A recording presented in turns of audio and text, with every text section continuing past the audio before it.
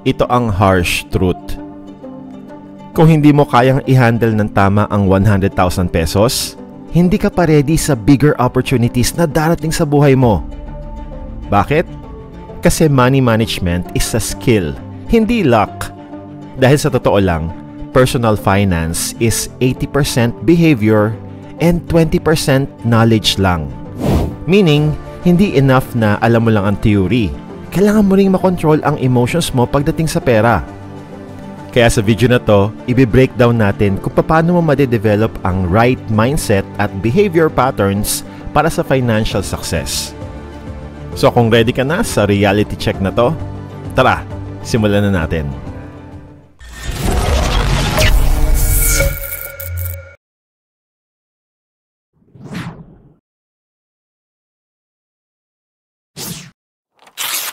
Si Carlo, regular employee sa isang BPO company. Nanalo ng 100,000 pesos sa company raffle last year. Imaginein mo yung excitement niya nung na-announce yung pangalan niya.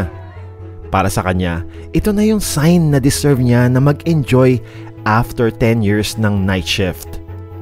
Sabi niya sa sarili niya, "Finally, may pera na akong pwedeng gastusin para sa mga gusto ko." Kaya first week pa lang, bumili na siya ng bagong iPhone kasi nasira yung lumang phone niya iPhone na worth 50,000 pesos. Pero hindi doon natatapos. Naisip niya, bakit hindi siya mag-upgrade ng laptop? Gaming laptop naman para multipurpose. Another 35,000 pesos.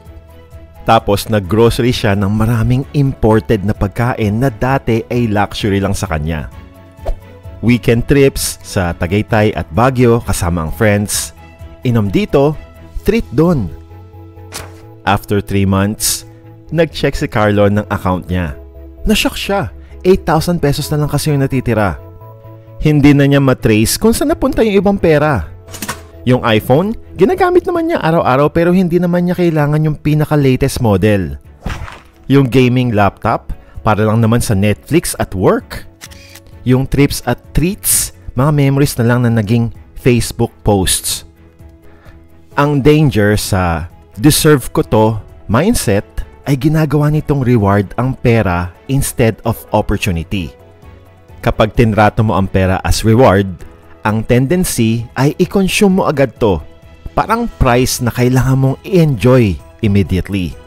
Pero kapag tinreat mo to as opportunity, maghahanap ka ng ways para palaguin pa to. Yung emotional high na nararamdaman mo kapag biglaan kang nagkapera ay nakaka-apekto sa decision making mo. Parang naka-high ka sa feeling na may pera ako.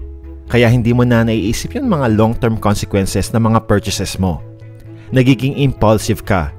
Nagiging justified lahat ng gusto mong bilhin kasi nga, may pera naman ako Familiar ba sa'yo yung feeling na to? Yung moment na may extra money ka tapos biglang lahat na lang ng mga bagay na dati mong hindi kayang bilhin nagiging kailangan mo na.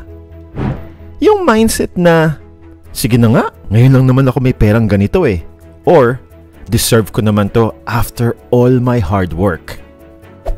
Hindi lang si Carlo ang ganito. Based sa research, majority ng mga taong nakakakuha ng unexpected money ay ganito ang reaksyon. May study nga na nagsasabi na 70% ng mga lottery jackpot winners ay nauubos ang pera nila within 5 years. Hindi dahil kulang yung napanalunan nila, kundi dahil mali ang behavior nila pagdating sa pera. Ang root cause, hindi lack of money. Ang root cause ay lack of proper money behavior at emotional control. Kaya ang tanong ngayon ay, ano nga ba yung mga specific mistakes na ginagawa natin kapag biglaan tayo nagkapera?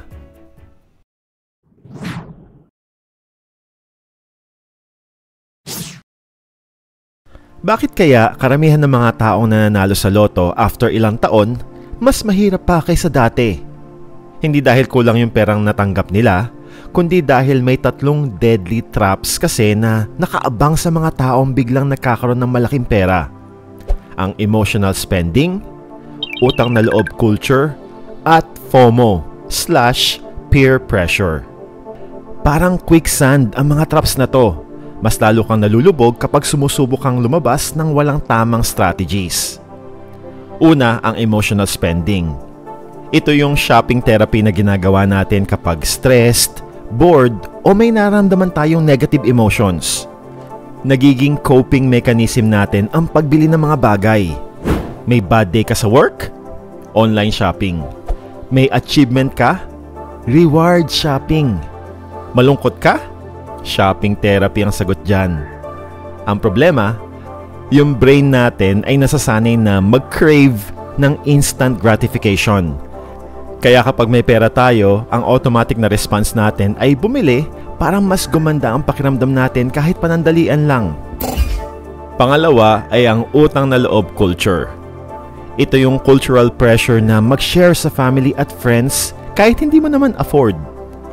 Kapag nalaman ng mga kamag-anak mo na may extra pera ka, mag-e-expect sila ng tulong. Hindi mo pwedeng tanggihan kasi mapapahiya ka o magiging masama ka sa paningin nila. Kaya kahit tight na ang budget mo, pipilitin mo pa rin mag-provide. Ang hirap dito ay hindi mo na nagiging priority yung sarili mong financial stability. At ang pangatlo ay ang FOMO at peer pressure. Yung fear na ma-miss out mo yung experience kapag hindi ka sumama sa mga friends mo. Yung pressure na mag-maintain ng certain lifestyle para mag-fit in ka lang sa social circle mo. Social media pa ang nagpapalala nito. Nakikita mo kasi yung mga posts ng friends mo sa naggagandahang restaurants, travel destinations, latest gadgets. Kaya naiinggit ka. Gusto mo rin ma-experience yon. Imaginein mo to, may 50,000 pesos kang extra. Nag-shopping therapy ka, worth 20,000 pesos kasi stress ka sa work. Tapos, tumawag yung tita mo, kailangan daw ng 15,000 pesos para sa medical emergency. Last hope ka na daw, wala na silang malalapitan pang iba. Hindi mo pwedeng hindi tulungan, di ba? Lalo na may extra ka pa naman. Tapos, nagyaya yung mga friends mo sa Boracay trip, worth 18,000 pesos. Package deal daw to kapag lahat kayo sumama. At pag may isang hindi, malaki na yung itataas ng presyo. Siyempre, ayaw mo naman na ikaw pa yung maging dahilan ba't tumaas babayaran ng iba. At ayaw mo din namang ma-miss out yon. Minsan lang kayo magkakasama-sama lahat sa Bora.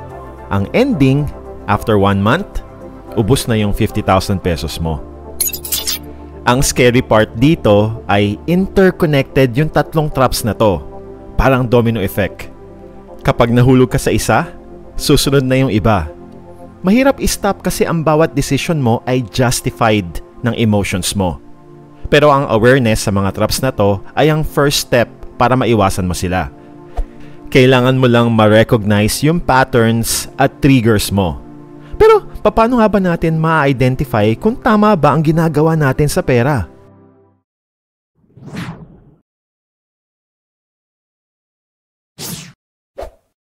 Kung tatanungin kita ngayon, ano yung huling mamahaling item na binili mo? Needs ba yon o wants lang? If medyo nag-hesitate ka sa sagot, ibig sabihin hindi ka sure. Ito ang problema ng karamihan sa atin. Hindi natin alam ang difference between needs at wants. Lalo na kapag may extra pera pa tayo. Mas nagiging blurry pa yung line na yan kapag comfortable na tayo sa financial situation natin. Ang pinaka-deceptive dito ay yung mga purchases na ginagawa nating needs dahil sa rationalization. Ginawa nating justified ang lahat, katulad ng laptop na kailangan natin for work, pero gaming laptop naman yung binili kasi mas matagal daw yung lifespan. Kotse na kailangan for family use, pero luxury brand naman yung kinuha kasi mas high-tech na daw. Damit na kailangan para sa office pero designer brand naman yung in-order kasi mas maganda daw yung style. Cellphone na kailangan for communication pero flagship model yung pinili kasi mas madami daw yung positive reviews. Ang psychology behind rationalization is simple. Ayaw ng brain natin na ma-feel na mali tayo. Kaya ginagawa natin yung lahat para ma-justify yung decision natin. Sinasabi natin sa sarili natin na practical tayo, na wise tayo, na investments lahat yung binibili natin. Pero deep inside, alam natin na wants lang naman talaga yung mga yon. Hindi lang natin matanggap. Pero don't worry, may simple pero effective na framework para ma-distinguish natin ang needs versus wants. Ito ang 24 to 48 hour rule. Kapag may balak kang bilhin na hindi naman emergency, mag-intay ka lang ng 24 to 48 hours. Huwag mo muna bilhin, isave mo lang sa wishlist mo o i-bookmark mo. Tapos bumalik ka after 1 to 2 days. Kung gusto mo pa din at kaya mo naman financially, saka mo lang bilhin. Magugulat ka kung gaano kadami yung in-add to cart mo na hindi mo na magugustuhan after ng cooling period na yan. Yung mga successful na tao ay may sistema pagdating sa purchases. Hindi sila nagde-decide base sa emotions o sa spur of the moment. May budget sila, may criteria sila, may financial goals na aligned sa purchases nila. Hindi lang basta nakita, nagustuhan, binili. May proseso sila na sinusunod. May 3 practical tips para matrain mo ang sarili mo na maging conscious sa spending decisions mo. Ang una, mag-track ka ng expenses mo for 1 month. Dito mo makikita kung saan-saan napupunta yung pera mo. Pangalawa, gumawa ka ng clear distinction between wants at needs sa budget mo. Maglagay ka ng separate allocation for both. Let's say 20% ng sahod mo, ilagay mo sa needs at 10% sa wants. At tip number 3, mag-ask ka ng 3 tanong bago bumili. Number 1, kailangan ko ba talaga to? Number 2, may cheaper alternative ba? At number 3, ano yung impact nito sa financial goals ko? Yung ability mong makontrol ang wants mo, directly din yun makakaapekto sa kakayahan mong mapalago ang pera mo.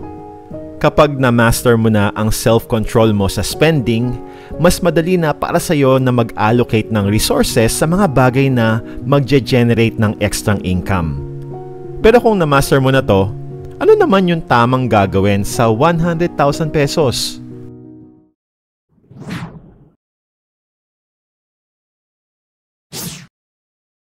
Ito si Maria. Nakakuha din siya ng 100,000 pesos bonus sa trabaho niya. Pero after 2 years, naging 300,000 pesos na yung pera niya. Paano niya nagawa yun? Same amount kay Carlo, same starting point, pero completely different outcome. Hindi to get-rich-quick scheme o paswertihan lang. May ginawa siyang specific na steps na naging game changer sa financial journey niya. Si Maria ay nag-allocate ng 100,000 pesos niya into 3 parts. 50% o 50,000 pesos nilagay niya sa skill development at small business. 30% o 30,000 pesos para sa emergency fund. At 20% o 20,000 pesos para naman sa investments. Simple lang pero strategic ang approach niya.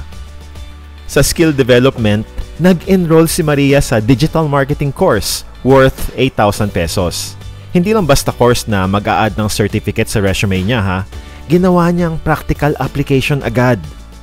After 3 months ng pag-aaral, nagsimula siyang mag-offer ng social media management services sa mga small businesses.